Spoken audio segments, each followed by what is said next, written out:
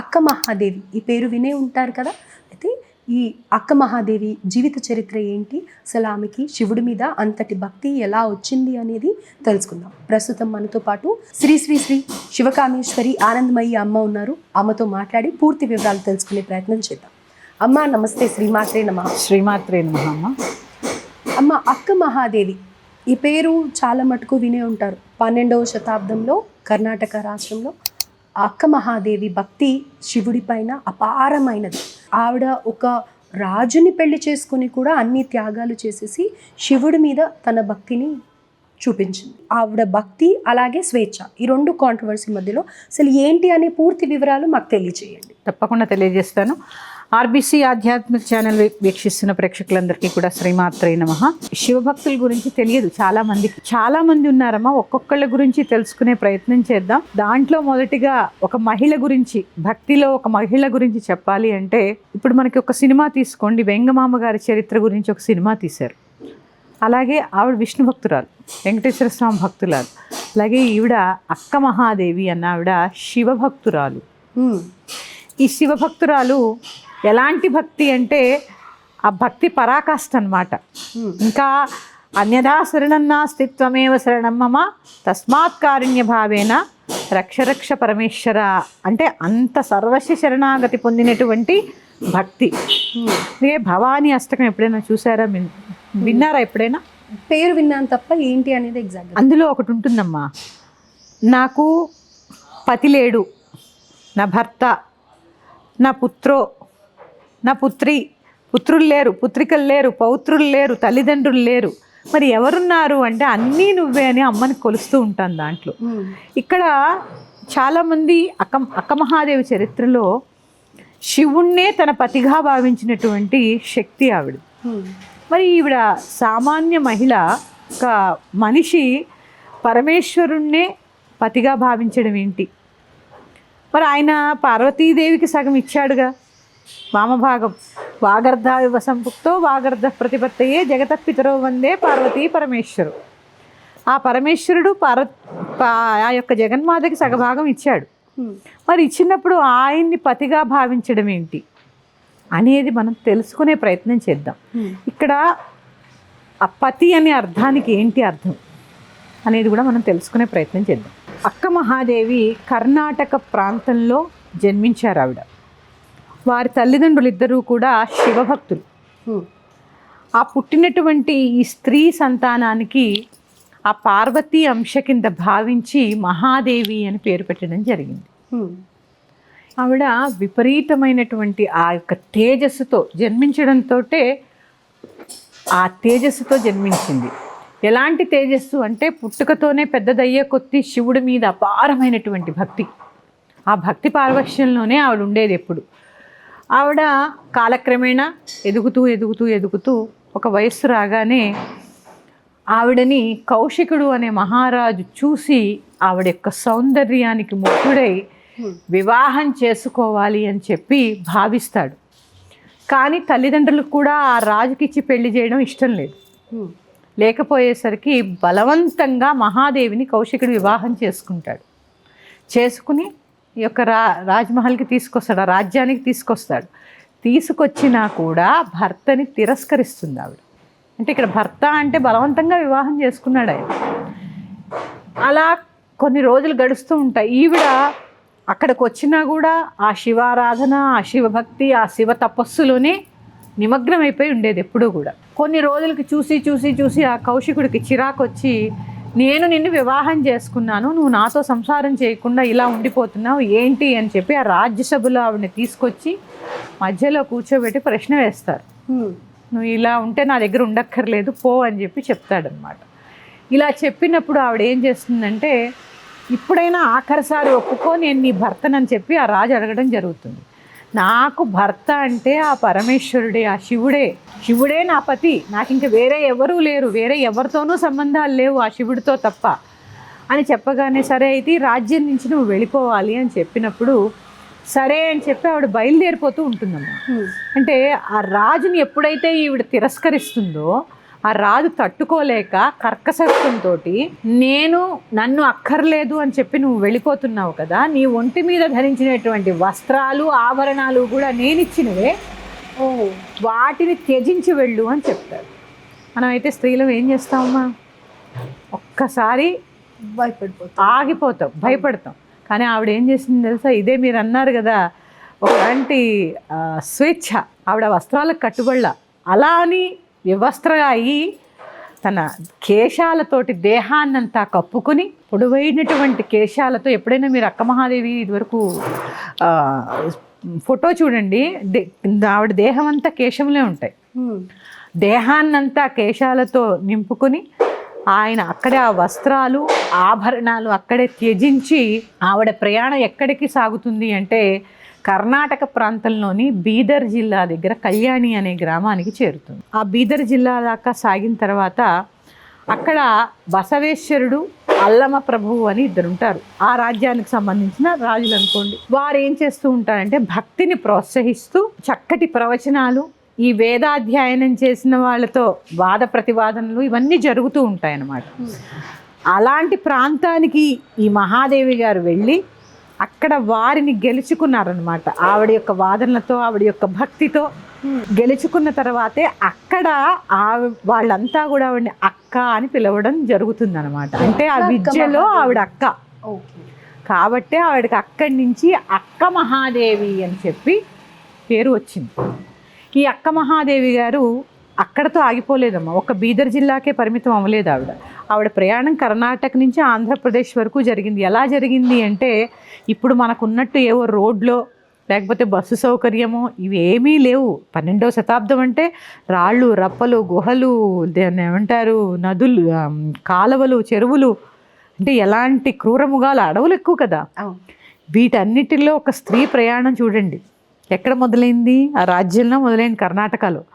ఆ మొదలైనటువంటి ప్రయాణం బీదర్లకు వచ్చిన తర్వాత ఆవిడ అక్క మహాదేవిగా ప్రసిద్ధి చెంది 400 పుస్తకాలు రాశారమ్మా ఆవిడ శివుడి మీద. కొన్ని కీర్తనలు, కొన్ని భజనలు, అలాగే శివుడిదంతా కూడా తత్వం. మీరు ఎప్పుడైనా బాలమురళీకృష్ణ గారిది విన్నారా? పాటలు, తత్వాలని ఉంటూ ఉంటాయి. ఈ తత్వాలు ప్రత్యేకంగా శివుడికి ఉంటాయి. ఇలాంటి తత్వరచనలు అంటే ఇక్కడ తత్వము అంటే నేను చెప్తూ ఉంటాను, అమ్మవారిది కూడా తత్వం అని అడుగుతూ ఉంటాను. ఒక్కొక్క మనిషిది ఒక్కొక్క తత్వం. మరి మనిషికే ఒక తత్వం ఉన్నప్పుడు పంచభూతాలు ఏకమైనటువంటి శివుడు, ఆ ప్రత్యేక చూడండి శివుల్లో అగ్నిలింగం, వాయులింగం, భూలింగం, జలలింగం, ఆకాశలింగం, అంటే ప్రకృతే తానే ఉన్నాను అని చెప్పేటటువంటి స్థానాలే కదా. అరుణాచలం తీసుకోండి, ఏ లింగం? అగ్నిలింగం. కాళహస్తి తీసుకోండి. ఇలా పంచభూతాల్లో ఒక్కొక్క చోట ఒక్కొక్క నేనే ఉన్నాను. ఈ పంచభూతాలు నేనే అయినటువంటి శివుణ్ణి నేను. ఈ శివుడికి ఎంత తత్వం ఉంటుంది? అందుకే చిన్న తత్వం, ఎందుకంటే తత్వం అన్నాను కాబట్టి చిన్న పాట పాడతాను ఇక్కడ. ఏమీ సేతురాలింగా ఏమీ సేతు,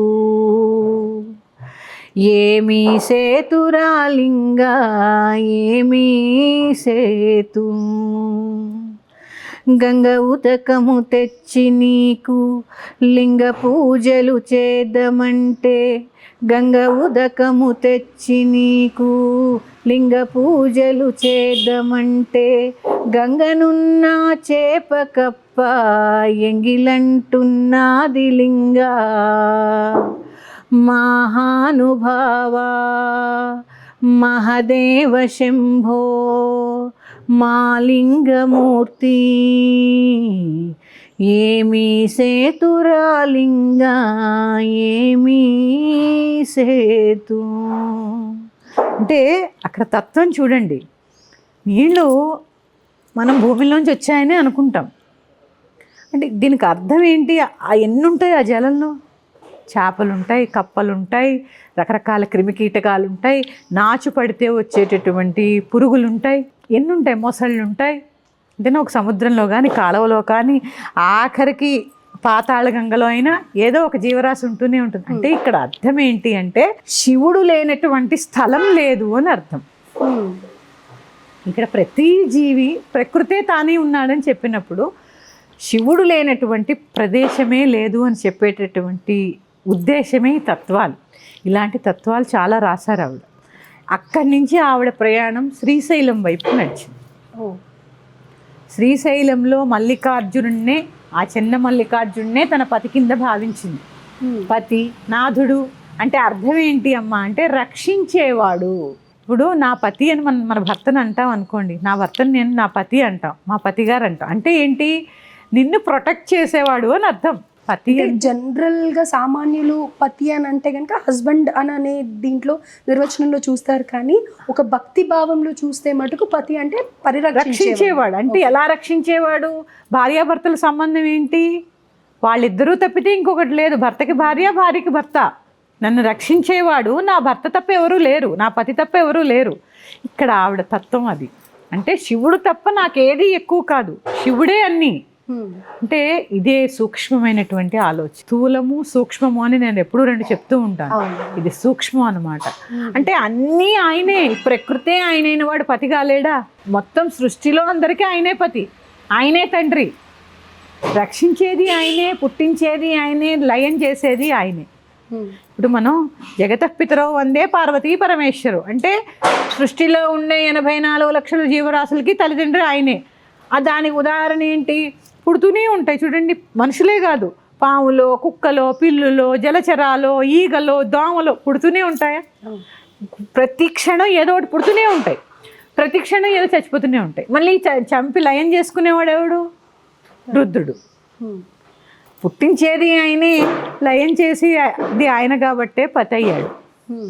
పశుపతినాథ్ అంటే ఇక్కడ ఏంటి అంటే అమ్మా, పతి అంటే కేవలం భర్త అని మాత్రమే అర్థం కాదు. నాకు సర్వస్వము ఆయనే, నేను ఆయన ఎందే సర్వస్వ శరణాగతి పొందాను. ఆయన పొందిన తర్వాత నాకు ఈ భౌతిక సుఖాలు కానీ, ఈ భౌతికమైన ఆలోచనలు కానీ ఆవిడకి ఏం లేవు. ఒక భర్త నుంచి ఒక మామూలుగా భౌతికంగా తీసుకుంటే, ఒక స్త్రీ నుంచి పురుషుడు ఏం ఆశిస్తాడు?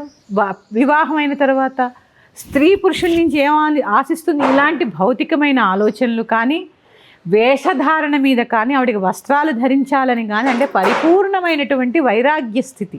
ఓకే, వైరాగ్యంలో ఆవిడ బట్టలు అది కూడా రాజు వద్దంటే విడిచిపెట్టారు తప్ప స్వేచ్ఛ కోసం కాదు. స్వేచ్ఛ కోసం కాదు, వద్దు అన్నాడు. ఒక రకంగా ఆవిడ ఏంటి అంటే అక్కడ పూర్తి వైరాగ్యానికి లోనైంది. అంటే ఇక్కడ ఒక చిన్న ఉదాహరణ, అంటే ఇప్పుడు మేము అందరం వస్త్రాలు లేకుండా ఉండాలా అని మీరు అడగచ్చు. అది కాదు. సూర్యకిరణాలు ఉన్నాయమ్మా, నువ్వు వస్త్రం వేసుకున్నంత మాత్రాన్ని వేడి తగలకుండా పోతుందా అంటే పూర్తి శివతత్వంలో ఉన్నారు ఆవిడ. అన్ని చోట్ల ఉన్నది శివుడే. ఈ దేహాన్ని కప్పుకోవడానికి వస్త్రాలే కాదు, కురులు కూడా ఉన్నాయి కదా.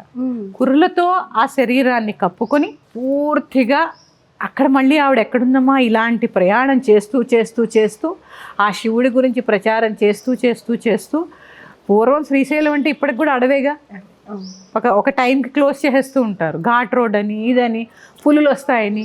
అలాంటి 12వ శతాబ్దంలో భయంకరమైన పరిస్థితుల్లో అలాంటి శ్రీశైలం వెళ్ళి ఒక గుహలో ఒక మనిషి ఇప్పటికీ ఉన్న అక్కమహాదేవి గుహలు శ్రీశైలంలో, ఒక మనిషి పట్టేటటువంటి స్థలంలో కూర్చుని తపస్సు చేసింది ఆవిడ. కొన్ని వందల పుస్తకాలు రాశారు అక్కడ కూడా. ఇప్పుడు నేను అదే చెప్తుంటానమ్మా, భక్తి అంటే కేవలము పూజ గదికి సంబంధించినదైతే కాదు. ప్రకృతి అంతా కూడా తానే ఉన్నాడు భగవంతుడు అనేది గ్రహించడమే భక్తి. నేను ఒక సినిమా చూశానమ్మా, నాకు పేరు గుర్తులేదు. అందులో నామ్దేవ్ గారి కింద ఆయన ఎవరో యాక్ట్ చేశారు. ఆయన ఒక చోటకి వెళ్తారు గురువు కావాలని చెప్పి. నామ్దేవ్ అంటే తెలుసు కదా, మహారాష్ట్రలో ఒక భక్తుడు. ఆయన గురువు కావాలని ఒక ప్రాంతానికి వెళ్తాడు. వెళ్ళినప్పుడు అక్కడ ఒక ముసలి ఆయన, ఒక ఋషి అనుకోండి, లేకపోతే గురువు అనుకోండి, శివలింగం మీద కాళ్ళు పెట్టి పడుకుంటాడు. శివలింగం మీద తల పెట్టి పడుకుంటాడు, శివలింగం మీద కాళ్ళు పెట్టి పడుకుంటాడు. ఈ నామదేవుడు చూసి, ఇదేంటి బాబు దీని మీద పెట్టుకున్నామని కోపోద్రిక్తుడు అవుతాడు. నీకేమన్నా కొంచెమైనా ఆలోచన ఉందా అంటే, నాకు కళ్ళు లేవు బాబు, ఎక్కడ కాళ్ళు పెట్టానో తెలియలేదు, నువ్వు నాకు చిన్న సహాయం చేయి, కోప్పడకు, కళ్ళు లేవు, పైగా వృద్ధుడిని, ఏం చేయాలి నేను? శివుడు ఎక్కడైతే ఉన్నాడో అక్కడ నా కాళ్ళు పెట్టు అంటాడు. ఆ కాళ్ళు తీసి ఈయన పెట్టే చోటల్లా శివలింగం ప్రత్యక్షం అవుతుంది. అంటే ఇప్పుడు ఇక్కడ ఉన్నామమ్మా, మనం అనుకుంటున్నాం దేవుడి వైపు కాళ్ళు పెట్టకు అంటూ ఉంటారు. దేవుడు ఎక్కడ లేడు, ఏ దిక్కులో లేడు, దిక్కులన్నీ తానే ఉన్నది అని నమ్మే తత్వమే నిజమైన భక్తి. ఎందుకంటే సృష్టి అంతా కూడా అణువణువులో తానే ఉన్నాడు అని నమ్మేటటువంటి భక్తే అక్క మహాదేవి. అంటే పరిపూర్ణం అన్నమాట. పుట్టిన దగ్గర నుంచి భక్తితో కొలవడమే కాదు, కలిసిపోవడం అని చెప్పొచ్చు. అంతే. ఇది మరి ఆవిడ మరి ఎలాగ వచ్చింది చూడండి. ఆ శివుడి గురించి అన్ని పుస్తకాలు రాయాలన్నా, అన్ని తత్వాలు రాయాలన్నా, అన్ని చెప్పాలి అన్నా కూడా తనకి పూర్తిగా తెలిసి ఉండాలి కదమ్మా. ఇప్పుడు మనం అక్క మహాదేవి గారి గురించి చెప్పుకున్నాం. ఏదో మనకు కొంత తెలుసు కాబట్టి అందరికీ చెప్పే ప్రయత్నం చేసాం. మరి మనకే తెలియని ఏం చెప్తాం అంటే ఆ శివుడి గురించి తను పరిపూర్ణంగా తెలుసుకోగలిగింది కాబట్టే అన్ని వందల పుస్తకాలు రాయడము. పైగా అమ్మ స్త్రీ, ఇప్పుడు మనం ఇంతకు ముందు మాట్లాడుకున్నాం పూజారుల కింద ఉండకూడదా అని. భక్తులే ఉన్నారు కదమ్మా. ఇప్పుడు వెంగమాంబ గారిని తీసుకోండి, ఈవిడ అక్క మహాదేవి గారిని తీసుకోండి, ఇంకా లోపాముద్ర ఆవిడ శ్రీ విద్యా ఉపాసకురాలు, ఆవిడ ఋషిక, ఆవిడ ప్రత్యక్షంగా అమ్మవారి చేత మంత్రం పొందినటువంటి సిద్ధురాలు లోపాముద్రాదేవి, అగస్త్యుడి యొక్క భార్య. అంటే ఇక్కడ చూడండి, స్త్రీ దేనికి అర్హత లేకుండా లేదు, కానీ అర్హత సంపాదించుకోవడం కూడా అవసరం. ఎలా వస్తుంది? భక్తి ద్వారా. భక్తి ద్వారా నీకు ఉండేటటువంటి దాన్ని ఏమంటారు, ఎలిజిబిలిటీ ఆధ్యాత్మికతలో ఏదైనా ఉంది అంటే అది భక్తి. ఆ భక్తి పరిపూర్ణంగా ఉన్నప్పుడు నీకు ఇది చెయ్యొచ్చు అది చేయకూడదు అనే రూల్ ఏదీ లేదు. కానీ ఆ భక్తి ఎలా ఉండాలి అంటే త్రికరణములతో ఉండాలి. మనోవాక్కాయ కర్మలు, ఇంక నాలుగోది దానికి కలిస్తే అంతఃకరణ శుద్ధితో పాటు ఈ 4 కలిగినటువంటి భక్తి ఎక్కడైతే ఉంటుందో అప్పుడు ఈ ప్రకృతి అంతా కూడా భగవతత్వం కింద కనిపిస్తూ ఉంటుంది. ఒకచోటే కాదు, రాయి, రప్ప, నీరు, గాలి, ఇవే కదా శివతత్వం అంతా. మనస వాచ కర్మ ఉంటారు కదా, అంతటా కూడా భక్తి లేదమ్మా. ఇంక మనస్సు చేత వాక్కు చేత కర్మ, ఈ 3 చేత బుద్ధి శుద్ధి అవుతాయి. ఈ 4 మనకి దగ్గరగా ఎప్పుడైతే అదుపులో ఉంచుకోగలిగే స్థితి వస్తుంది, అది ఎవరి వల్ల వస్తుంది అంటే భగవంతుడి వల్ల వస్తుంది. మనసును నియంత్రించడం ఎంత కష్టం. ఆ మనస్సు ఉంటే కంట్రోల్లో ఉంటే వాక్కు కంట్రోల్లో ఉంటుంది. ఆ వాక్కు కంట్రోల్లో ఉందనుకోండి, మనస్సు వాక్కు కంట్రోల్లో ఉంటే చేసే కర్మ కరెక్ట్గా ఉంటుంది. ఈ 3 కరెక్ట్గా ఉంటే నీ బుద్ధి బాగా పనిచేస్తుంది. అంటే ఎటువంటి చెడు వైపు నీ బుద్ధి మరలదు, నీ మనస్సు మరలదు. ఇవన్నీ ఎలా తెలుస్తుందండి మనకి, ఎలా వస్తుంది? శ్రేష్టమైనటువంటి భక్తి. నువ్వు విజయవాడ కనకదుర్గ గుడికి వెళ్ళి కూడా ఇంకా 2 నిమిషాల్లో, నేను నిన్న జరిగిన ఎక్స్పీరియన్స్ చెప్తున్నా. నిన్న అమ్మవారి దర్శనానికి వెళ్ళాను నేను. నువ్వు అక్కడ దర్శనం అసలు ఎలాంటి ప్రదేశం అది? జగన్మాతని చూడ్డానికి వెళ్ళి ఏం చేస్తాం, రామచరణ్ గారికి కవలపిల్లలు పుట్టారు, ఇంకా 2 నిమిషాల్లో అమ్మవారి దర్శనం. అంటే అక్కడ స్థితి, ఆ భక్తి అనే స్థితి, ఆ సుప్రీం గాడ్ ఆవిడని చూడ్డానికి వెళ్ళినప్పుడు ఇక అసలు వేరే ఆలోచన ఎందుకు వస్తుందమ్మా? మాట్లాడుకో. ఇప్పుడు నేను మాట్లాడొద్దన్నారు శివకామేశ్వర, మాట్లాడుకోండి, కానీ దానికి సమయం, ఒక సందర్భం, మనం వచ్చి చేస్తున్న పని ఏంటి, ఇవన్నీ త్రికరణాలు. మనస్సు, వాక్కు, కర్మ. మన మనస్సు ఎక్కడుంది? ఇక్కడ మనస్సు ఎక్కడ ఉండాలి? అమ్మని చూడ్డానికి వెళ్ళినప్పుడు అమ్మ పాదాల మీదే ఉండాలి నీ దృష్టి. నీ మనస్సు ఎక్కడో అమెరికాలో సంచరిస్తూ ఉంటుంది, నువ్వు దర్శనానికి వస్తున్నావు, ఎట్లా కనిపిస్తుంది? నువ్వు ఎన్ని రోజులు దర్శనానికి వచ్చినా ఎందుకు వస్తున్నావు అనేది తెలీదు. వెళుతూనే ఉంటాం. ఎందుకు వెళుతున్నామో అర్థం కాదు. ఎప్పుడైతే ఈ త్రికరణాలు శుద్ధి చేసుకుని వెళతామో ఆటోమేటిక్గా భగవంతుడు ఎక్కడుంటే అక్కడ కనిపిస్తూ ఉంటాడు. ఈ తత్వాన్ని నమ్మింది కాబట్టే ఆవిడ సృష్టి అంతా తానే ఉన్నటువంటి భగవంతుడే ఉండగా నాకు భౌతికమైనటువంటి సుఖాలు కానీ భౌతికమైనటువంటి వాంఛలు కానీ లేవు. ఎందుకంటే ఉన్నదొక్కడే ఆ పరమేశ్వరుడి నుంచే వచ్చాను, పరమేశ్వరుడిలోనే లీనమైపోతాను అని చెప్పి తపస్సు చేసి పరమేశ్వరుడిలో లీనమైనటువంటి చరిత్ర అక్క మహాదేవిది.